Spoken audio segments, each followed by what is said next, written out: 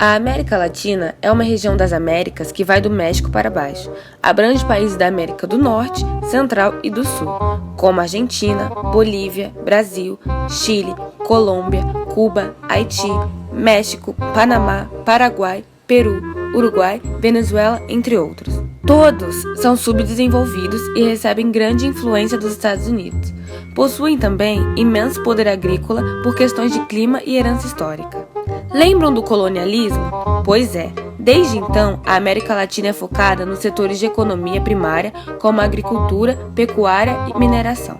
Ela possui muita riqueza cultural, já que também, por uma questão histórica, trouxe diversas etnias para si. Um exemplo disso é o Brasil, que se viu misturado por indígenas, africanos, europeus e asiáticos ao longo do tempo. Atualmente, os países da América Latina possuem diferentes alinhamentos políticos. Vamos entender mais sobre isso. Existem 3 blocos: o bloco bolivariano, moderado e o conservador. O bloco bolivariano é uma aliança política liderada pela Venezuela, que inclui Bolívia, Equador e Nicarágua, que se baseia nos fundamentos da integração social, o nacionalismo, oposição aos Estados Unidos, inclusive a influência desse na região, e também opõe-se às políticas econômicas neoliberais da globalização, que pregam o livre comércio e a intervenção mínima do governo na economia. Defendem a estatização, ou seja, passar coisas para a posse do Estado, no caso, empresas e recursos, e defendem o combate à pobreza. O bloco bolivariano é caracterizado por ser de extrema esquerda e tem forte tendência socialista. O bloco moderado é um grupo político que desenvolve sua economia e reformas institucionais. E, diferente do bloco bolivariano, não estatiza empresas e mantém sua economia bem estruturada e possuem boas relações com os Estados Unidos, mas, mesmo assim, possuem essência esquerdista. Os países desse bloco são Brasil, Argentina, Uruguai, Peru e Chile. Bloco conservador. O bloco conservador segue políticas liberalistas com abertura da economia, acordos de livre comércio e caracterizam-se por ser de forte ligação com a política dos Estados Unidos. Os participantes desse bloco são México e Colômbia. Após a Segunda Guerra Mundial, os Estados Unidos mantinham controle sobre o continente americano, mas em dado momento Cuba implanta o socialismo e gera uma onda esquerdista na América Latina, conhecida como Onda Vermelha. Os Estados Unidos ficaram com medo desse fluxo de ideias socialistas que rondava a América Latina e ampliaram a vigilância sobre os países de sua zona de influência. Isso fez com que o então presidente dos Estados Unidos, John Kennedy, implantasse a Aliança para o Progresso. Esse programa tinha como objetivo desenvolver uma aliança dos Estados Unidos com os países latino-americanos para promover o desenvolvimento econômico. Mas era, na verdade, um combate à ameaça comunista, quase um Big Stick contemporâneo. O medo causado por isso fez com que os Estados Unidos tomassem uma medida. Eles apoiaram a implantação de ditaduras militares nos países da América Latina. Tudo isso para não perder a influência política e econômica desses países para a União Soviética.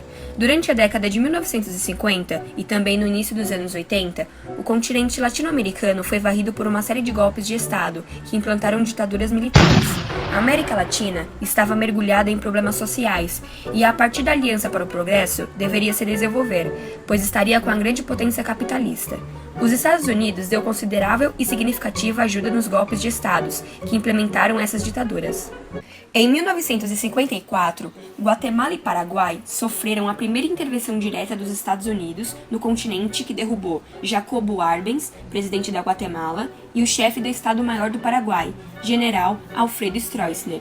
Até o fim do ano, 13 das 20 nações da América Latina são dominadas por militares. Em 1962, a Argentina. Em 1964, o Brasil contou com o decisivo apoio e aprovação do país capitalista. Em 1968, o Peru. Em 1973, Uruguai e Chile. No Chile, uma ação militar cercou o presidente comunista Salvador Allende, que se suicidou, e quem assumiu o poder foi o general Augusto Pinochet, que viria a impor uma ditadura de 17 anos. E de 1978 a 1982, República Dominicana, Nicarágua e Bolívia. A implantação dessas ditaduras causou milhões de mortes na América Latina, e em alguns países os seus reflexos ainda são sentidos. Durante o período das ditaduras militares, muitos ícones foram criados, como por exemplo a Mafalda, que critica fortemente a ditadura em seu país. Outra forma dos Estados Unidos impor suas influências na América Latina foi a criação de uma área de livre comércio das Américas, chamada ALCA, que pretendia eliminar barreiras comerciais, ampliando as importações e exportações. Porém, era claro que os Estados Unidos teriam controle de toda a economia, tornando-nos dependentes política e tecnologicamente. Tendo isso em vista, Hugo Chávez deu origem a uma aliança bolivariana para as Américas, a ALBA, com tendências de integração econômica e social entre os países da América Latina. Foi uma direta oposição à ALCA, que acabou não dando certo. Atualmente, são membros do ALBA Venezuela, Cuba e Bolívia, seus fundadores, e foram adicionados ao bloco Equador, Nicarágua e muitos outros. Os Estados Unidos, obviamente, não gostaram disso e criaram junto com o Chile em 2012 a Aliança do Pacífico, que se contrapõe à ALBA e propõe novamente acordos de livre comércio. E hoje tem como membro Chile, Colômbia, México, Peru e Costa Rica. É o segundo maior bloco econômico da América Latina em questões econômicas, ficando apenas atrás do Mercosul. O Mercado Comum do Sul, Mercosul, foi criado em 1991. Seus países membros são Argentina, Brasil, Uruguai, Paraguai e Venezuela. Foi instalada uma zona de livre comércio entre os países membros, na qual a maioria das mercadorias produzidas nos países podem ser comercializadas sem tarifas comerciais. Atualmente, os países do Mercosul juntos concentram uma população estimada em 311 milhões de habitantes e um PIB, Produto Interno Bruto, de aproximadamente 2 trilhões de dólares. O Mercosul é um dos principais blocos econômicos do mundo. Resumindo, esse é o quadro geral da situação. 3 blocos econômicos diferentes, com 3 propostas diversas. Podemos dizer que é um processo econômico e social que estabelece uma integração entre os países e as pessoas do mundo todo. Através desse processo, as pessoas, os governos e as empresas trocam ideias, realizam transações financeiras e comerciais e espalham seus aspectos culturais pelos 4 cantos do planeta.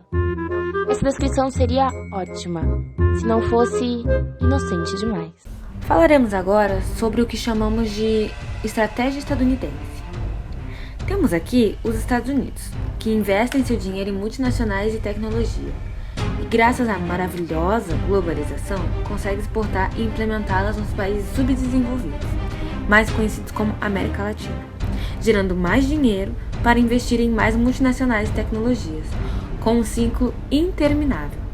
Ainda temos os produtos gerados por esse investimento, que são novamente comprados pela América Latina, gerando mais e mais dinheiro para os Estados Unidos. A globalização fez com que essa ideia se propagasse e prendesse os países e as pessoas em um universo ilusório da evolução. Mas é mais uma forma do rico exercer poder sobre o pobre, por imporem a ideia de que a melhor forma de evoluir é agir como eles. No entanto, quanto mais os pobres trabalham com a expectativa de um dia serem ricos, ou quanto mais um país subdesenvolvido importa para suprir suas necessidades, mais fatores são incluídos nesse ciclo inicial, em que com os esforços dos países e das pessoas provocam indiretamente um crescimento do capitalismo. E, quanto mais o capitalismo cresce, mais a pobreza cresce, provocando a desigualdade e a concentração de riqueza, que é claramente evidenciada nas grandes cidades.